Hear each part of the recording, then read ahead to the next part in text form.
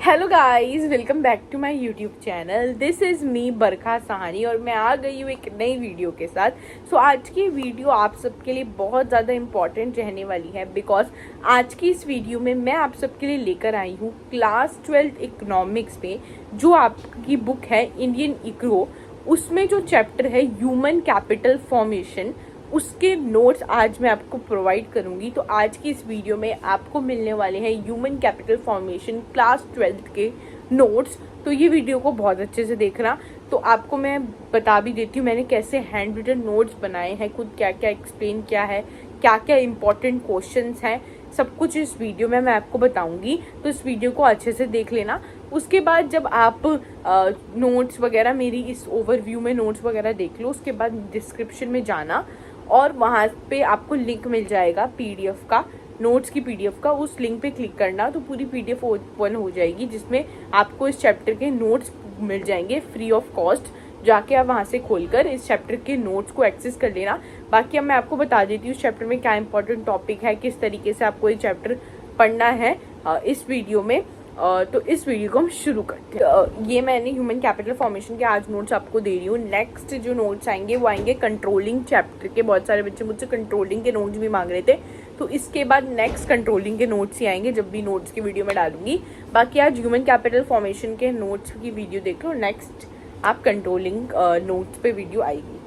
देखो, human capital formation in India ये आपका चैप्टर है। इसमें ह्यूमन कैपिटल फॉर्मेशन आपको पता होना चाहिए, ह्यूमन डेवलपमेंट क्या होता है और इन दोनों के बीच में क्या डिफरेंस है, यू शुड नो। तो इसको मैंने सबसे पहले कवर करा है। Then physical capital and human capital के बीच में डिफरेंस भी मैंने यहाँ पे कवर कर लिया है। तो ये भी आपको पता होना चाहिए क्योंकि मे बी एक डिफरेंस ही आ जाए आपका एक क्वेश्चन में, जिसमें वो डिफरेंस पूछ ले फिजिकल कैपिटल में और ह्यूमन कैपिटल में। तो ये आप पढ़ लेना। देन उसके बाद अगर मैं बात करूँ तो देखो, सोर्सेज ऑफ ह्यूमन कैपिटल, तो ये सबसे मोस्ट इम्पॉर्टेंट टॉपिक है इस चैप्टर का क्योंकि वो डायरेक्टली पूछ लेते हैं बताओ ह्यूमन कैपिटल के क्या क्या सोर्सेज हैं, या फिर इसमें से वो डायरेक्टली पूछेंगे तो पूछ लेंगे ऐसे स्टेटमेंट क्वेश्चन पूछ लेते हैं कि बताओ एजुकेशन कैसे कंट्रीब्यूट करता है ह्यूमन कैपिटल में, या माइग्रेशन कैसे कंट्रीब्यूट करती है ह्यूमन कैपिटल फॉर्मेशन में। तो आपको हर पॉइंट है उसके बारे में एक्सप्लेनेशन पता होना चाहिए, उसका रीज़न पता होना चाहिए कि कैसे ह्यूमन कैपिटल फॉर्मेशन हो रहा है, ताकि आप आंसर को लिख पाओ। अगर पूरा बड़ा क्वेश्चन है तो आप अपने हिसाब से 2-3 पॉइंट्स जो है वो लिख सकते हो, 2-3-4 पॉइंट्स। और अगर एक पॉइंट उठा के वो पूछ ले तो फिर भी आप उसको एक्सप्लेन कर सको, तो इतना आपको पता होना चाहिए। मैंने इसको छोटे छोटे पॉइंट्स में कवर कर दिया है, जो मेन बातें बुक में मेंशन है वो मैंने कवर कर दी है। बाकी इसको एक्सपेंड करने के लिए आप थोड़े एग्जाम्पल्स लिख दो और थोड़ा इसको बढ़ा के लिख दो, वो आप लिख लोगे, मुझे पता है। Then significance of human capital, मतलब ह्यूमन कैपिटल की क्या इंपॉर्टेंस है वो यहाँ पे मैंने कवर कर दी है। देखो, ये तीनों इसकी इंपॉर्टेंस है। इंपॉर्टेंस इतनी इंपॉर्टेंट नहीं है, इससे इतना क्वेश्चन नहीं आता, बट फिर भी पढ़ लेना। मेन अब जो इंपॉर्टेंट टॉपिक आते हैं दैट इज प्रॉब्लम्स, क्या HCF फेस करता है। तो मैंने जो इसकी प्रॉब्लम्स बुक में मेंशन है वो मैंने यहाँ पे कवर कर दी है। 3-4 पॉइंट्स जो भी है वो मैंने यहाँ पे कवर कर दिए।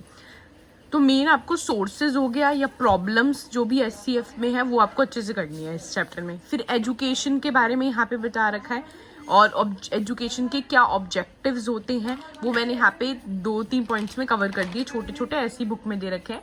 अब यहाँ पे देखो, गवर्नमेंट का क्यों ज़रूरी है, गवर्नमेंट का इंटरवेंशन एजुकेशन में क्यों ज़रूरी है।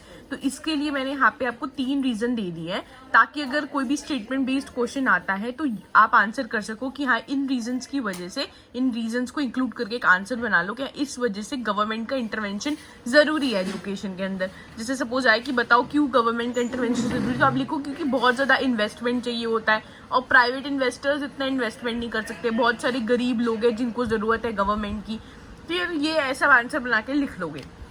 देन यहाँ पे education still a challenging proposition, ये टॉपिक का मतलब क्या है कि अभी भी एजुकेशन हमारी उस लेवल पे नहीं पहुंची, अभी भी हम चैलेंजेस फेस कर रहे हैं एजुकेशन के रिगार्डिंग। तो बिल्कुल सही है, आप लिखोगे यस। अगर कोई स्टेटमेंट बेस्ड क्वेश्चन आए तो आप लिखोगे हाँ यस, अभी भी हम ऐसा फेस कर रहे हैं। फिर इसके ये सारे रीजन्स हैं जो मैंने कवर करे हैं, इंपॉर्टेंट जो आपको पता होना चाहिए कि अभी भी बहुत सारे लोग इलिटरेट हैं, अभी भी वोकेशनलाइजेशन हो रहा है, मतलब डिग्री ओरिएंटेड लोगों को हम देख रहे हैं, स्किल्स के बेसिस पे लोगों को हम जज नहीं कर रहे हैं। अभी भी जेंडर बायसनेस हो रही है मेल फीमेल के बीच में। आपको पता है प्राइवेट एजुकेशन इतनी महंगी है, गवर्नमेंट इतना एक्सपेंडिचर नहीं कर रही, तो ये रीजन है एजुकेशन के।